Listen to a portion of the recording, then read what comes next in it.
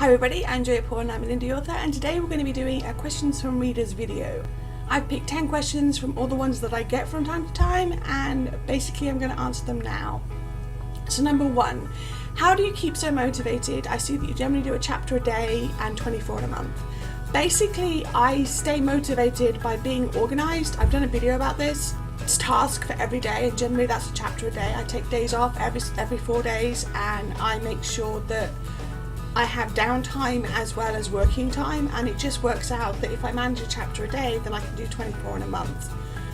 I stay motivated basically because I'm organised and because I'm on top of what I'm doing, so that's basically it. Number 2, I know you talk about your health in Life of Joe videos, but what's actually wrong with you? Now, I've had this question in various different forms over and over and over and over, so I thought I'd just answer it and get it over and done with, okay?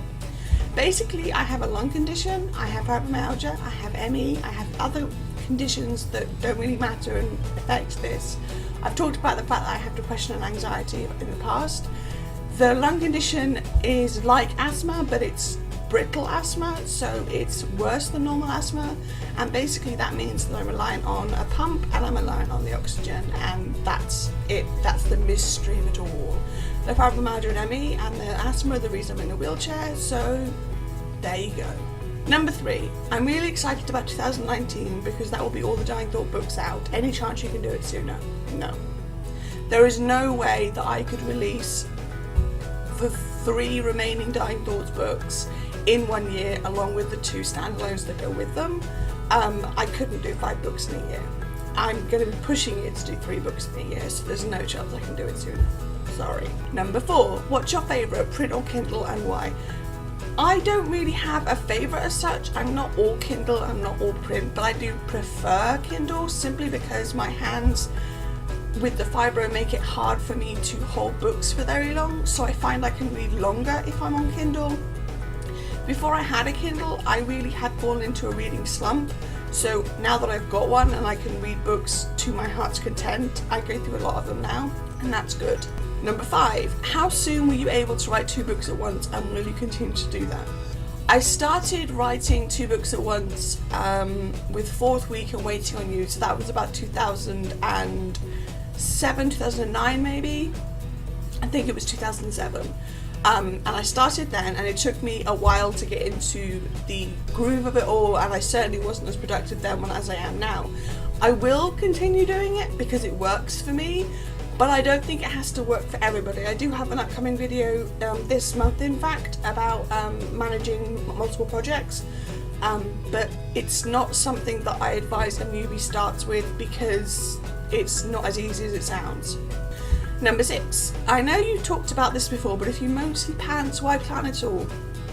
Because I can't not plan a bit. If I don't plan a bit, then I can't pants, so that's why I'm a hybrid. So yeah, I find that if I don't plan at all, then I get lost and I end up writing garbage. So there is something to be said for planning. I just do minimal planning rather than outlining extensively. Number 7, do you ever worry you'll run out of ideas? Yes, I do frequently, and it's a known issue for me, and it hasn't happened yet. I hope it never happens, but I have that worry in the back of my mind, yes. Number 8, will you ever do more signings outside the UK?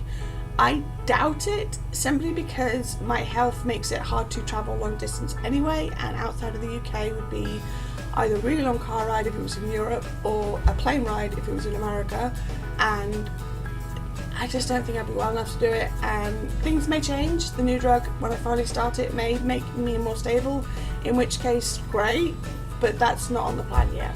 And number 9, I love your beginning of animation. Did you make it? No, I didn't. My best friend did. She is basically my graphic artist, and she does my covers, but she does things like beginning animations and end animations and all the rest of it, and she did a really good job with it, and I really love it too. And finally, number 10, you said it's not always Rainbow's own voices. Are you bi, and if so, was it based on your own family's reaction? Yes, I am bi, and no, it was not based on my family's reaction. I didn't have religious parents. Some of the microaggressions that appeared in It's Not Always Rainbows I had experience with, but no, it certainly wasn't based on my own family's reaction, and it wasn't based on my life. So there we go, that's all I've got time for today. If you ever have a question that you want me to answer, feel free to email it to me, send it to me on Facebook, or leave it in the comments down below. I'm always happy to answer questions, and I do these quite frequently, so it always works. Now you never know, it might be one of your questions that gets picked. So that's all I've got time for. If you want to get in touch with me, you can do so by leaving a comment down below or subscribing to my channel. I post new videos on Thursdays, or you can find me on Facebook or Goodreads, on Tumblr, on Twitter. My book's available on Amazon, ebook and paperback format, and I also have a newsletter. So thanks for watching, and I will see you next time. Bye!